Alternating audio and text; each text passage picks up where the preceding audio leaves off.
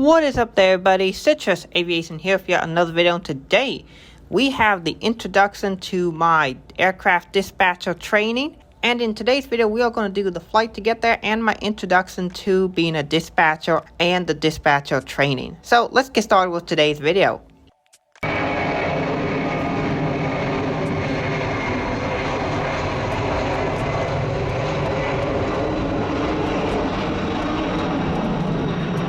To become a dispatcher, I decided to go to a trade school called IFOD, or the Institution of Flight Operations and Dispatch, located in Dallas, Texas. In order to get there, I did decide to take American Airlines. I flew on flight 2326, and I did decide to fly American because, well, I no longer have my Delta flight benefits because I no longer walk the ramp for them, so American it was. I took the direct flight, 2326, and I am in Premium Economy, seat 8 Foxtrot, which is a bulkhead seat, which actually one of the nice things about it being a bulkhead seat is it gets quite a bit of legroom, so it's actually pretty good legroom. And yeah, I enjoyed that part of it. The aircraft for today's flight is November 748 Uniform Whiskey, which is sister ship to an aircraft I saw in Dallas, so it's really cool that I am flying the sister ship of 747 Uniform Whiskey, which I photographed in Dallas. But yeah, really cool flight 748. It is a September 2000 delivered Airbus 319-112. That's a pretty cool plane. We departed from gate Charlie 5 Alpha. From the airplane window view, I can see my Delta boys busy over at Charlie 3 preparing a flight for Minneapolis. So we boarded and then we pushed back with an on-time departure. As you can see, as we're taxiing here, Des Moines is currently undergoing construction as preparations for the brand new, just approved $250 million brand new terminal have been approved and construction has started, which includes the movement and the complete reconstruction of runway 235. You can see as we're taxiing by the construction zone as they are currently redoing that, and the new terminal will be going up soon as well, which I'm really excited about. We took off runway 13.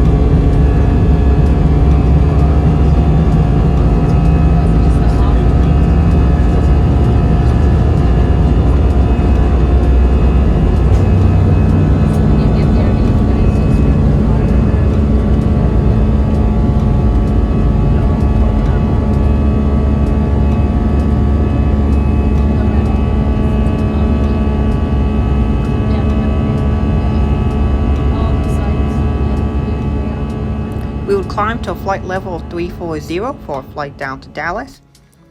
For snacks, I was served a water and some pretzels, which is definitely decent. However, I had requested 2 drinks and I only received 1, which definitely would not have happened had I been flying Southwest, United, or Delta.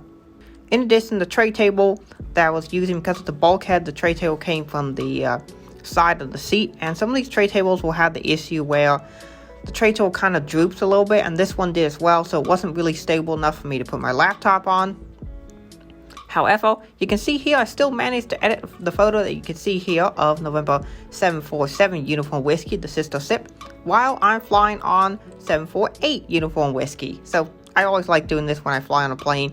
I photograph a picture of the plane that I'm flying on. It's just a fun thing I like to do. After a very nice 1 hour, 28-minute flight, we came in to land here at Dallas-Fort Worth International Airport. Here you see we flew over Alliance Fort Worth Airport on our approach into Dallas. As you can see, coming into Dallas, there was another aircraft, a 737-800, across the way, landing on the 35s. We would come in to land on runway 36 left.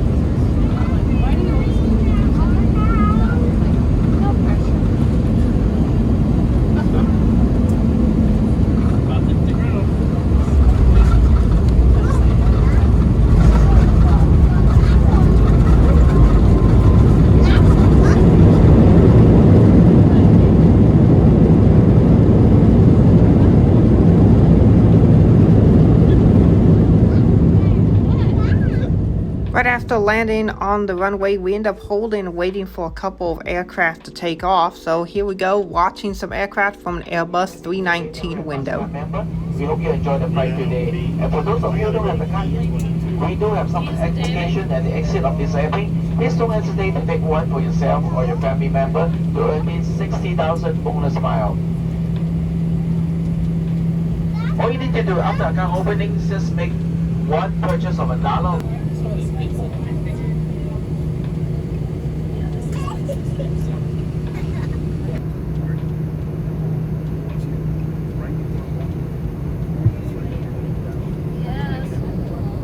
After being cleared to cross runway 36 right, we would end up taxiing to our gate, which would be Bravo 5. However, due to some congestion in the taxiway, we would end up waiting for a little bit, but that did allow for an opportunity to watch some aircraft movements. Finally, after about 5 minutes of waiting, we would arrive at our gate, and that would be the end of our flight. So I have now flown all 4 major US carriers, and my experience on American is very interesting. Overall, I thought the seat comfort was pretty decent, however, was not any better than the Delta Airlines premium economy product. The legroom was outstanding, however, I should know that this was a bulkhead seat, meaning that additional legroom was offered versus a regular premium economy seat, or as American calls it, main cabin extra. The flight crew was professional, but not very friendly. In fact, American so far is the only of the mainline carriers to refuse to allow me to take a safety card with me.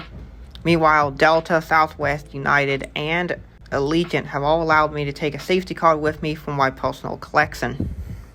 In addition, I did end up checking 2 bags. I checked one at the ticket counter and gate checked another. The one that I checked at the ticket counter ended up having some minor scuffs and such on it, so no big deal there, just typical wear from being tossed around. Meanwhile, the second container, which was my brand new orange Pelican case, ended up getting squished, and I ended up having quite the difficulty opening it. I ended up having to open it with quite a bit of force, but it did eventually open after about 5 tries. The issue was that this case ended up being squished between 2 heavy bags. So there was a bag below it and one on top of it, and this caused for the bag to get smushed in a way in which it shouldn't have, which is not great because I had a bunch of audio equipment that I put in it. However, I am recording this video on iPhone because the hotel I'm staying in doesn't have that great of a setup for a recording studio or anything like that, and the table is really, really wobbly. So, unfortunately, I'll end up having to use this iPhone mic, which is what you're hearing the video on right now, so it is what it is. American could have avoided the bag getting squished issue had they followed the procedure that I do whenever I load Pelican cases, and that is pretty simple. I'll make a separate stack just for the Pelican cases because they stack quite nicely when you stack the Pelican cases on top of each other. And then I'll put a soft bag or a carry-on case on top of it, which is a similar size and thus prevents the bag from getting squished. However, apparently the American rampers aren't well trained or were just lazy and did not decide to do that. And so you just put a heavy bag underneath it and golf clubs on top or something like that. So definitely not a great job by American. When I got to Dallas, I ended up going to my hotel, which will be my home base while I'm here in Dallas doing the 5 weeks of training. And this is the Quality Inn and Suites here in Irving, Texas, which is only about half a mile away from the place where I'll be studying dispatch. The place I am going to study dispatch is IFOD, or the Institution of Flight Operations and Dispatch. They have a really nice unit here in this big office building, which is interestingly located because it's just an office building in the middle of a large industrial area. So not really any other office buildings around, which is kind of interesting. But still, pretty cool. And the place where we study is pretty nice. And we are learning quite a bit of things. Here you can see some of the books that we have, which are quite significant. We have quite a few books that we have to learn, read through, a lot of testing that we're doing. So it's quite intense. We have 8 hours of classroom time every single day. We take a practice test every single day ever since the second day of class. I'm recording this after my 3rd day of class. And so, yeah, I've been enjoying it so far. I've been meeting a bunch of students and that sort of thing. So, next episode, I'll go more into what actually being a dispatcher is like in terms of being a student. But this is basically the introduction here. So far, the instructors have been awesome. The students that I walk with have been great too. And yeah, I just have been really enjoying the experience so far, even though it is very intensive. There's quite a bit of things I have to learn, and it is going to be one of the most difficult tests I've ever taken when I finally do my dispatch rating test. So yeah, that is basically it for today. The next episode will be going into more of what is all required, such as the books, the training materials, what a day of class is like, all sorts of fun things like that. So stay tuned for that video. That'll be out maybe in a week or two. And then fun things coming for being a dispatcher. So I'm now in Dallas, and hopefully it all goes well. And I look forward to taking you all along for the journey. So with that being said, I want to thank you all so much for watching. Have a great rest of your day, and God bless you. In the water evacuations, the exit doors slide in front and back of the airplane can be detached and used for flotation. All exits are clearly marked with signs awaiting instruction. If needed, oxygen mask will drop from the overhead compartment. Remain seated with your seatbelt fastened and pull the mask down to start to pull oxygen. Place the mask over your nose and mouth and put the elastic band over your head. Pull the strap to tighten and breathe normally. Please put your mask before helping others. Oxygen